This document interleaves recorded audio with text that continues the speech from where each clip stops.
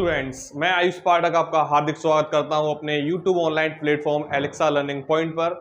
आज हम लोग डिस्कस करने वाले हैं क्लास 11 के सिलेबस के बारे में, मैथमेटिक्स का। प्लस सिलेबस डिस्कशन के बाद हम लोग चैप्टर को भी देखेंगे। फर्स्ट चैप्टर में क्या है, कैसे इसको पढ़ना है, पूरा प्रोसेस क्या है, इसका पूरा थीम क्या है, वो जानेंगे। तो बिना कुछ टाइम वेस्ट किए स्टार्ट करते हैं क्लास 11 के सिलेबस के बारे में। तो मैंने कि जैसा आपको इंट्रोडक्शन के वीडियो में बताया था, क्लास 11 के सिलेबस में टोटल आपको 8 यूनिट पढ़नी है। टोटल उसमें 16 चैप्टर आएंगे। तो ये सभी चैप्टर का सार दिया गया है। सबसे पहले हम देखेंगे कि कौन से चैप्टर जो कुछ रिलेट कर पाते हैं कक्षा 10th के सिलेबस से, और बाकी मोस्टली आप देखेंगे इसमें तो फ्रेश चैप्टर ही हैं जिसका पिछले चैप्टरों से कुछ लेना देना है नहीं। तो फ्रेश चैप्टर हैं, इसमें कुछ इंटरेस्टिंग चीजें हैं जो आपको बहुत आगे तक काम आएंगी। कुछ ऐसे चैप्टर हैं जिसकी न्यू है कक्षा 12 की। अगर कक्षा 12 का मैथमेटिक्स आपको अच्छे से समझना है तो 11th पर फोकस करना मैंडेटरी है, नेसेसरी है। तो आइए देखते हैं क्या है सिलेबस के बारे में। तो पहला चैप्टर है आपका समुच्चय।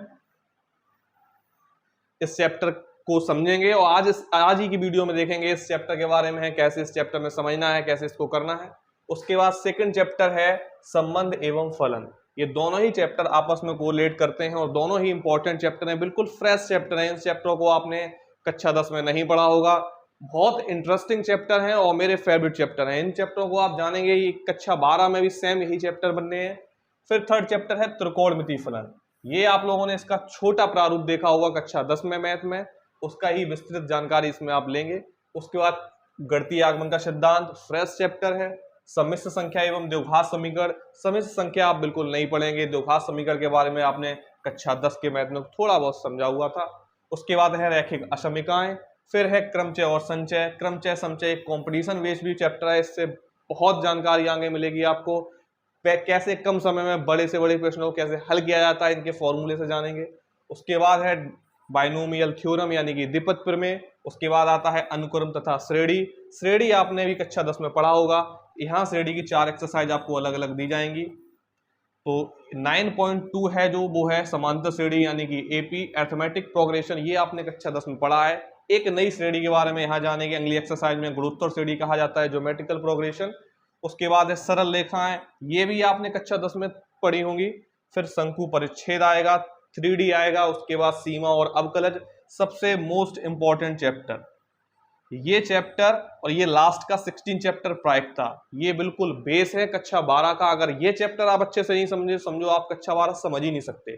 तो सीमा और अवकलज के बारे में पढ़ेंगे। उसके बाद गणितीय विवेचन क्या है, सांख्यिकी और प्रायिकता। सांख्यिकी और प्रायिकता ये दो एक्सरसाइज ऐसी हैं, आप कक्षा 9 से स्टार्ट करते हैं, कक्षा 12 तक पढ़ेंगे, आगे बीएससी करेंगे, एमएससी करेंगे, सभी में ये कंटिन्यू रहने वाली है। तो ये था टोटल चैप्टर। फर्स्ट चैप्टर से शुरुआत करेंगे हम लोग समुच्चय से।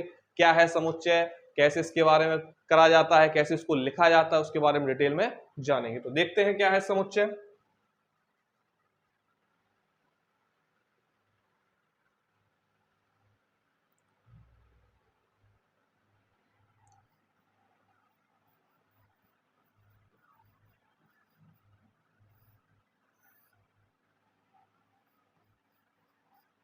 समुच्चय को जैसे कि पता है आपको, सेट बोला जाता है। समुच्चय होता क्या है उसको जानते हैं। तो जो भी अवयव होते हैं, इन अवयवों को बुक्स में वस्तुओं भी लिख के आता है, दोनों एक ही सेंस में आते हैं। तो अवयवों को सुपरिभाषित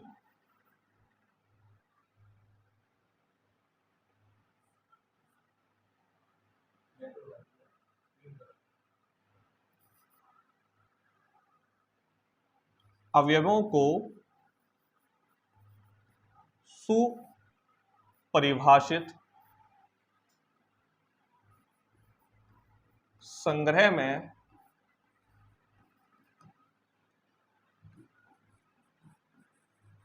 लिखने को समुच्चय कहते हैं।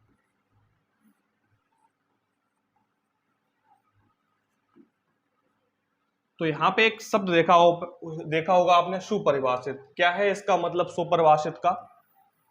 तो सुपरिभाषित का तात्पर्य है वेल डिफाइंड। इट मीन्स समुच्चय क्या है, समुच्चय यानी कि सेट क्या है। Set is a collection of well defined. यानी कि अवयवों को जो सुपरिभाषित, सुपरिभाषित का मतलब होता है किसी भी व्यक्ति के अनुसार उसका सेम रिजल्ट आए। और एक संग्रह, संग्रह का मतलब जानते हो आप, कलेक्शन होता है। तो कलेक्शन लिखने का मतलब ये नहीं केवल एक कलेक्शन में आ गया तो वो समुच्चय कहलाया। सुपरिभाषित का मतलब होता है एक वेल डिफाइन हो, मेरे अनुसार जो लिखा हो वही दूसरे व्यक्ति के अनुसार हो, वही आपके अनुसार हो, वही तीसरे व्यक्ति के अनुसार हो, सभी के अनुसार एक सेम ही रिजल्ट निकल के आए, वो होता है सुपरिभाषित।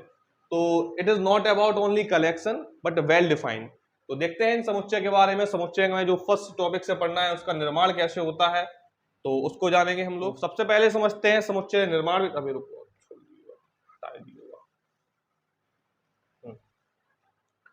तो ये है पूरे समुच्चय का चैप्टर फ्लो, कैसे किसमें पढ़ना है। तो क्विक प्रीव्यू में देखेंगे कितनी एक्सरसाइज है, कैसे इनको समझना है। सबसे फर्स्ट एक्सरसाइज है जो एक्सरसाइज 1.1,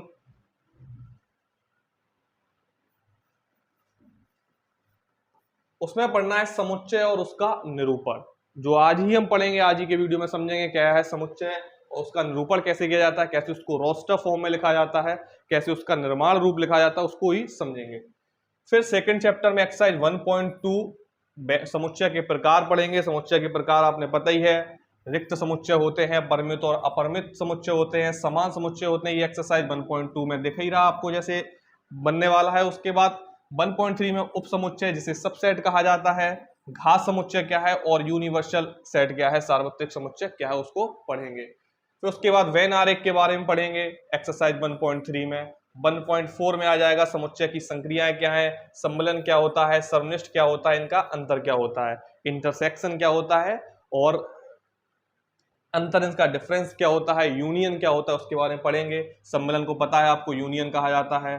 सर्वनिष्ठ को पता है, इंटरसेक्शन कहा जाता है। तो इनके बारे में पढ़ेंगे। उनका डिफरेंस कैसे निकाला जाता है समुच्चयों का, क्या इनमें सबट्रैक्ट करा जाता है, उसके बारे में पढ़ेंगे। तो स्टार्ट करते हैं एक्सरसाइज 1.1 के बेसिक नॉलेज के साथ। इसके बारे में समझेंगे। एक्सरसाइज हम लोग नेक्स्ट वीडियो में लगाएंगे, लेकिन इस एक्सरसाइज में इतने समुच्चय निर्माण विधि को डिटेल में समझ लेंगे कि एक्सरसाइज की आपको जरूरत नहीं पड़ेगी, अब ऑटोमेटिकली पूरी एक्सरसाइज को खुद से ही सॉल्व कर पाएंगे। तो देखते हैं। सबसे पहले है समुच्चय निर्माण रूप। समुच्चय निर्माण रूप से पढ़ने से पहले इसको कैसे डिफाइन किया जाता है, कितने भागों में बांटा जाता है, उसके बारे में समझेंगे। अब हम करते हैं समुच्चय का निरूपण। तो आपके सिलेबस में समुच्चय को दो अलग अलग भागों में डिवाइड किया गया है। पहली फॉर्म है आपकी रोस्टर फॉर्म। पहली फॉर्म है आपकी रोस्टर फॉर्म। इसी को सारणीबद्ध रूप भी कहा जाता है, यानी कि टेबुलर फॉर्म में ये दिया जाता है रोस्टर फॉर्म में। रोस्टर फॉर्म की क्या कंडीशंस होती हैं उनको समझेंगे, उनकी क्या बाउंडेशन है, उसको कैसे लिखा जाता है, कब रिपीट होता है, कब रिपीट नहीं होता, उसके बारे में समझेंगे, उसकी प्रोसेस को। और सेकंड इसका सबसे मोस्ट इंपॉर्टेंट जो दिया गया है, समुच्चय निर्माण हल। समुच्चय निर्माण हल इसके कंपेरिजन थोड़ा डिफिकल्ट है, लेकिन इस फॉर्म को आप समझेंगे तो ये समुच्चय निर्माण केवल 11th तक नहीं, एक अच्छा 12 में भी चलेगा। बीएससी एमएससी इनने करी होगी, समझ में आएगा उनको, वहां भी इसका उतना ही फॉर्म दिया जाता है। तो समुच्चय निर्माण रूप बहुत इंपॉर्टेंट टॉपिक है, इसको बहुत डिटेल में जानेंगे हम लोग। तो इनकी क्या कंडीशंस होती हैं, क्या बाउंडेशन होती है, उनको समझते हैं। तो देखते हैं क्या है इनकी कंडीशंस।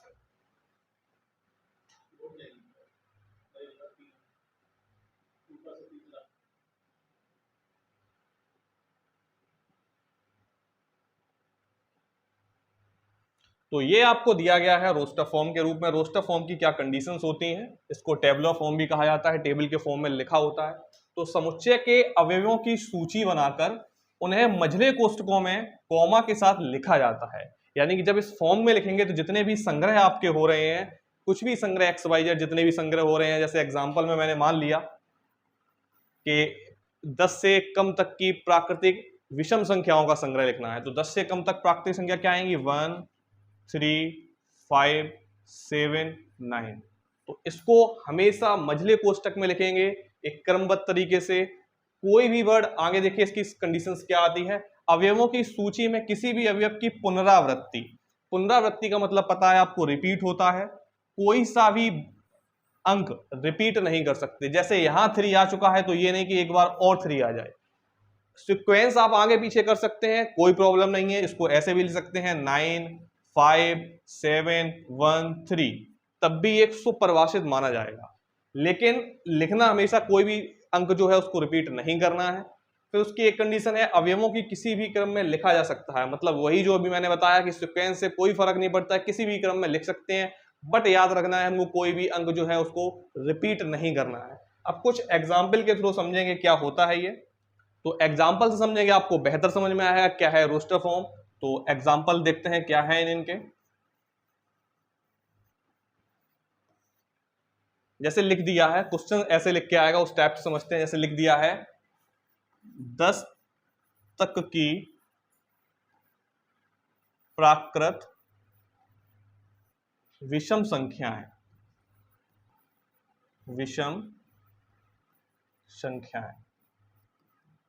तो इसको हमको रोस्टर फॉर्म में लिखना है, पहले ही समझा चुके हैं, अभी हम लोग रोस्टर फॉर्म के बारे में पढ़ रहे हैं।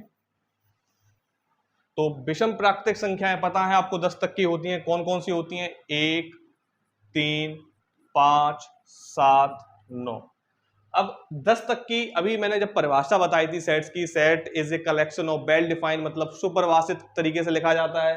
अब 1 से 10 तक की विषम प्राकृतिक संख्या मेरे अनुसार भी यही होंगी, आपके अनुसार भी यही होंगी, या किसी अन्य व्यक्ति के अनुसार भी वही होंगी। तो वही वेल डिफाइंड समुच्चय होता है, व्यक्तियों के अनुसार, उसकी परिभाषाएं के अनुसार कुछ भी बदलता नहीं है, सबके अनुसार सेम ही आता है। तो जैसे ये लिखा है 1 से 10 तक की प्राकृतिक विषम संख्याएं, तो ये फिक्स होंगी 1, 3, 5, 7, 9। तो इसको रोस्टर फॉर्म में लिखने के लिए हमेशा मझले कोष्ठक का इस्तेमाल करेंगे। 1, 3, 5, 7, 9। कोई भी अंक एक भी बार रिपीट नहीं कर सकते, पुनरावृत्ति नहीं हो सकती। सीक्वेंस आप कुछ भी लिख सकते हैं, जैसा कि अभी हमने बताया था, इसको इस सीक्वेंस में नहीं लिखना है तो ऐसे भी लिख सकते हैं 5, 3, 9, 7, 1। इससे कोई फर्क नहीं पड़ेगा, ये भी एक वेल डिफाइंड सेट ही है, सुपरिभाषित समुच्चय ही है। तो और एग्जाम्पल से समझते हैं, आपको बेहतर समझ में आएगा। जैसे और एग्जाम्पल देखते हैं। जैसे लिख दिया गया है, अब रोस्टर फॉर्म में तो ये लिखी जाएगा, अब कैसे पता चलेगा कि वेल डिफाइंड है या नहीं? जैसे मैंने लिख दिया 5 सर्वश्रेष्ठ क्रिकेटर। अब इसका अगर समुच्चय आप बनाएंगे तो 5 तो बन सकते हैं, लेकिन प्रत्येक व्यक्ति की चॉइस इसमें सेम नहीं होगी। जैसे मेरे अनुसार मैं पहले नंबर पर प्रेफर रखूंगा रोहित शर्मा को, तो किसी के अनुसार होगा वो विराट कोहली, कोई रखेगा MS धोनी को। तो ये फिक्स 5 नहीं आएंगे, किसी के अनुसार सबकी अलग अलग पसंद होगी। तो ये समुच्चय तो इसका बनेगा, लेकिन वेल डिफाइंड नहीं बन पा रहा है। जब वेल डिफाइंड नहीं बनेगा तो वो समुच्चय हो गया, सेट हो गया इनकम्प्लीट, तो उसको हम नहीं लिख सकते हैं। तो इसी प्रकार का है, इसमें सब अलग होंगे तो इसका समुच्चय नहीं बनेगा, ये सेट नहीं बन सकता है, सेट का कोई इससे संबंधित नहीं है। अब 2 वर्ड आएंगे, उनको हम लोग बार बार देखेंगे, एक बिलोंग्स टू, एक नॉट बिलोंग्स। ये इनका साइन होता है, इसका मतलब होता है बिलोंग्स, और इस साइन का मतलब होता है नॉट्स बिलोंग्स। तो ये वर्ड बार बार आएंगे, उनको बार बार समझेंगे। तो ये था आपका रोस्टर फॉर्म। रोस्टर फॉर्म में मैंने बताया कैसे आप लिख सकते हैं। हमेशा मझले कोष्ठक का प्रयोग करना है, बीच में कॉमा लगाना है, और एक सीक्वेंस में लिखो, अलग सीक्वेंस में लिखो, कोई फर्क नहीं पड़ता, आपका वो समुच्चय ही माना जाएगा, लेकिन कोई भी वर्ड रिपीट नहीं होना चाहिए। तो इनकी जो कंडीशन है, आप पेन कॉपी लेकर बैठे उसको नोट डाउन कर लें, पूरा एक सिस्टमैटिक तरीके से उसका सिलेबस को लिखें, उसमें क्या है उसके अपने नोट्स बनाएं। उसके बाद ये था पहला फॉर्म। अब हम समझेंगे उसके दूसरे फॉर्म के बारे में। तो रोस्टर फॉर्म के बारे में भी हमने समझा था, अब आगे देखते हैं। समुच्चय निर्माण रूप, मैंने अभी आपको बताया था समुच्चय निर्माण रूप बहुत इंपॉर्टेंट हो जाता है, ये आगे क्लासों में आपको बहुत मैक्सिमम टाइम्स देखने को मिलेगा। तो समुच्चय निर्माण क्या होता है? जो रोस्टर फॉर्म लिखा होता है, ऐसे क्वेश्चन में रोस्टर फॉर्म लिख के आएगा, उसको समुच्चय निर्माण के रूप में हमको लिखना है। जैसे इस विधि में मझले कोष्ठक में अवयवों के लिए x या कोई और संकेत लिखकर उनका गुणधर्म लिखा जा सकता है। ये x को हिंदी के लैंग्वेज के रूप में लिखना है। एग्जाम्पल से आपको बेहतर समझ में आएगा, तो इसके एग्जाम्पल से समझाते हैं। तो समझते हैं इसके एग्जाम्पल के थ्रू। जैसे अभी मैंने लिखा था उसी एग्जाम्पल को हम फिर से देखते हैं। 1 से 10 तक की विषम प्राकृत संख्या, इसको जब हम रोस्टर फॉर्म में लिख रहे थे तो हमने इस मझले कोष्ठक का प्रयोग किया था, लिख दिया था 1, 3, 5, 7, 9। अभी समुच्चय निर्माण रूप में लिखा है तो ये लिख के नहीं आएगा, ये लिख के आएगा। जैसे क्वेश्चन में लिखा होगा इसको समुच्चय निर्माण के रूप में लिखिए और दिया जाएगा 1 3 5 7 9। तो इसको समुच्चय निर्माण के रूप में कैसे लिखेंगे वो समझते हैं। तो अभी साइन बताया, कुछ भी संकेत का प्रयोग कर सकते हैं। जैसे हमने मान लिया x सच दैट, ये दो साइन का रेशियो का मतलब होता है यहाँ सच दैट, मतलब आगे x से रिलेटेड कुछ पॉइंट्स डिस्कस होने वाले हैं। तो x सच दैट x, अभी इनके बीच में हमको संबंध खोजना है, इनके बीच में क्या संबंध है। तो ये सीक्वेंस हमको दिख रहा है 10 तक की संख्या है। अभी तो मैंने ऊपर लिख दिया इसको दिखाने के लिए, आपको माइंड में सोचना है किस फॉर्म में लिखा है। तो ये लिखा हुआ है 1 से लेके 9 तक 10 संख्याओं से कम है और सभी प्राकृतिक संख्या तो होती है 1 से प्रारंभ। इसमें अलग अलग दिए गए हैं 1 3 5 7 9, मतलब प्रत्येक विषम संख्या ली गई है। तो इसको समुच्चय निर्माण के रूप में इसकी हिंदी लिखनी है x such that x, x एक प्राकृत विषम, x एक प्राकृत विषम संख्या है। तो ये हो गया समुच्चय निर्माण रूप। अब पूरे इस एक्सरसाइज में हम लोग सिर्फ यही जानेंगे कि समुच्चय निर्माण रूप क्या होता है, रोस्टर रूप क्या होता है। तो मिलेंगे नेक्स्ट वीडियो में, उसमें 1.1 डिस्कस करेंगे। अगर आपने ये अच्छे से समझा होगा तो पूरी एक्सरसाइज आप सॉल्व कर पाएंगे। धन्यवाद। कृपया ऑनलाइन प्लेटफॉर्म के इस चैनल को ज़्यादा से ज़्यादा सब्सक्राइब करें, शेयर करें, लोगों तक पहुंचाएं, जिससे सभी लोग इन चीज़ों को समझें, वंचित न रहें इन चीज़ों से। धन्यवाद।